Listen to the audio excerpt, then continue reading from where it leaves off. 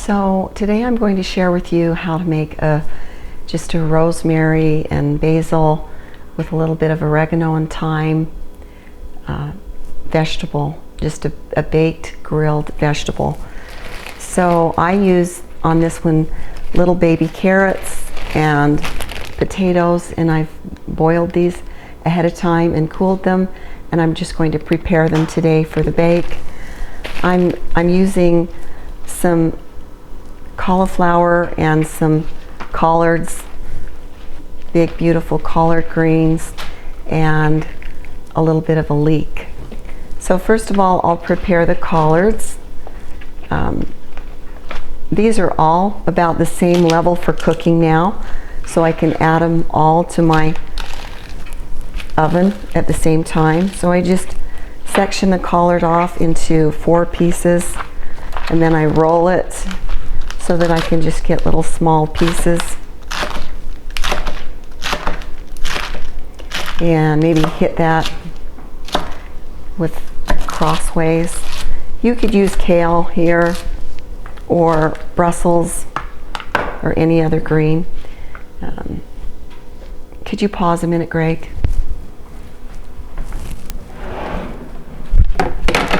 Never mind, I'm back. Then I'll just put these here into a bowl. Now when you buy the organic cauliflower, there's quite a bit of leftover side pieces, and these are very good for eating as well. So just trim those down. I've washed this. I used a little bit of my doTERRA On Guard cleaning solution, soaped it up. Wonderful. Sometimes I just use a little bit of On Guard and water and clean and spray, and then rinse it down. So yeah, these greens are super great for your gut flora, keeping that microbiome working well so that you can stay healthy. And then I just put these in little bite-sized pieces. The cauliflower will cook up really quite quickly in the oven, so you don't want to pre-cook that. Now, when you use your oils in cooking, there are flavonoids and little micronutrients that are sensitive to heat. So you'll want to use your regular olive oil to drizzle over these while you drizzle over some really fresh oils with basil and oregano and a little bit of thyme in them, so that it doesn't damage the benefit of the oils while it's cooking.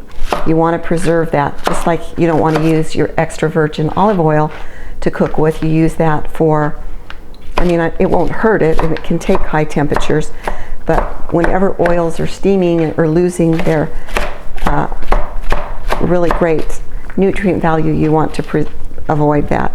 Now I've just cut up a leek. For those of you that are not using leeks in your baking and in your cooking, they're kind of like a green onion but very mild. But I really love them and use them a lot. So I'm adding 1 whole leek to that. And then I'm taking my carrots and potatoes, just throw that anywhere, and just slicing them in half so that I have a nice size piece. And I really like the way they roast up with being open a little bit. I like a little bit of crusties on that. Now I'm using 2 types of potatoes. 3. There's actually 3 types in here. There's the little medley of the purple potatoes, which have some great, whenever you have colors in your vegetables, those are great flavonoids, and those flavonoids are the things that are so good for us. So try to use those whenever you can. Try to use your purple cabbage. That would be the best cabbage, and slice little bits of it up and put it into your regular salad. Such a great idea. Then I'm just going to line up these carrots.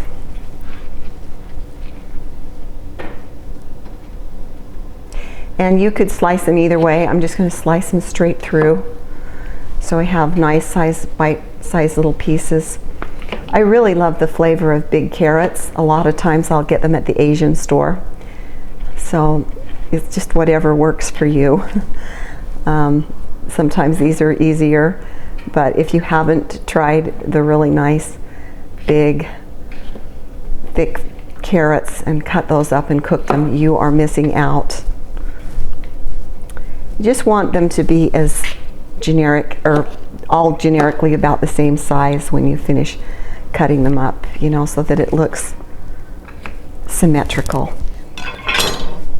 The last thing that I've added here that you don't need to pre-cook either is just some yellow pepper, or the orange peppers.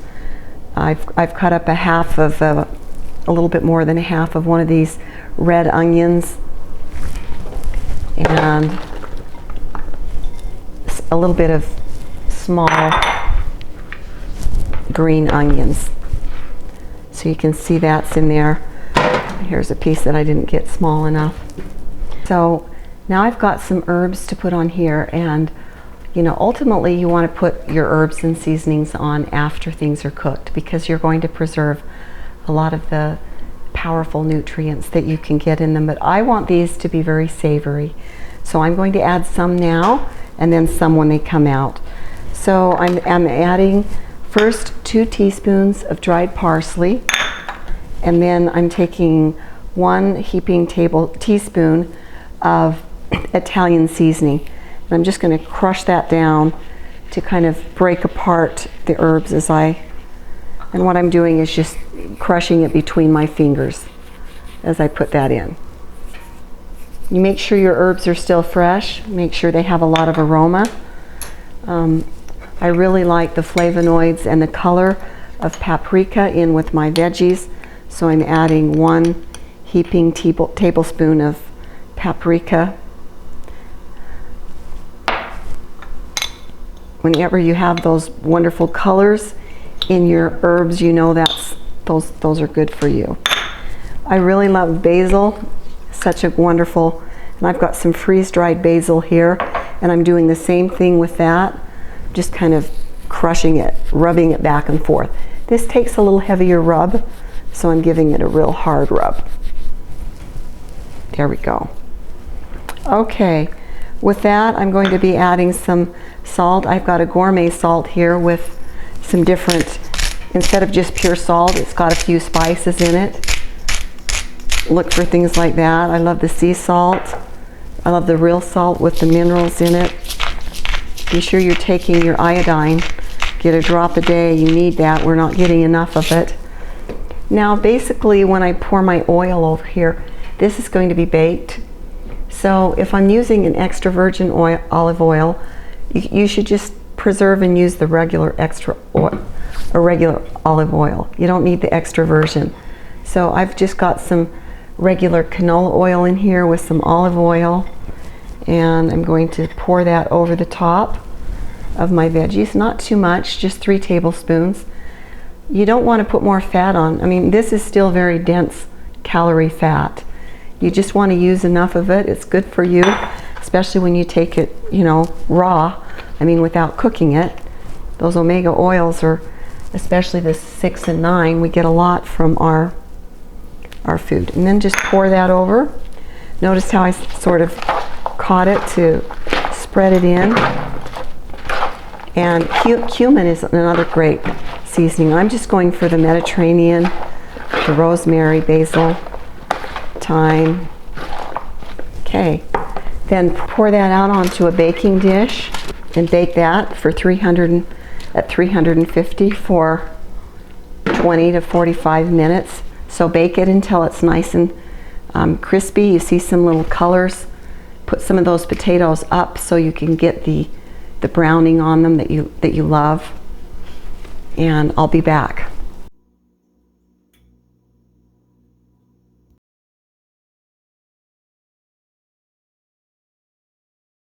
Okay, now that we've got all of our vegetables roasted, it's time to infuse them with some of the wonderful flavors. So I've put about 2 tablespoons, trying to see about 1/8 of a cup, maybe 3 tablespoons of olive oil in here. And I'm going to, before I add the oils, I'm just going to tell you a little bit about them. So first of all, I have this Mediterranean cooking oil right here, and this is Italian flavoring. So this is perfect for this type of a medley. If you have this, you can use about 5 drops in with your oil and spread that in. So say you just have your oregano, basil, rosemary, and thyme. So rosemary and basil are really delicious. You can add about 2 or 3 drops of each of those. But if you have oregano, it's very hot oil. So you just want to kind of make sure that you only get 1 drop of oregano. And once you put these in and prepare these to, it's hard to get it out. Mine's a little dry. So you just want to make sure you get 1 drop. You can get a toothpick and reach it up in there and just get a little bit out that way. And then thyme. Thyme is a very hot oil, so 1 drop of the thyme. And then basil. Oh, I just love basil. 3 drops. So good for you. So many benefits for your immune. 3 drops of the rosemary. And then you just drizzle that over so that you have those wonderful flavors. And you can either serve it right now or eat it cold. I like to just barely warm it up a little bit, like I said, because we want to not expose those really sensitive little flavonoids and micronutrients to too much heat. Keep it under 170 degrees and you'll be fine. So enjoy. These smell wonderful. It looks like they need a little more salt, but I prefer to add that right on top, right before I eat it, rather than put a lot of it into it. The vegetables stay a little crunchier and it tastes better to me when you do it that way.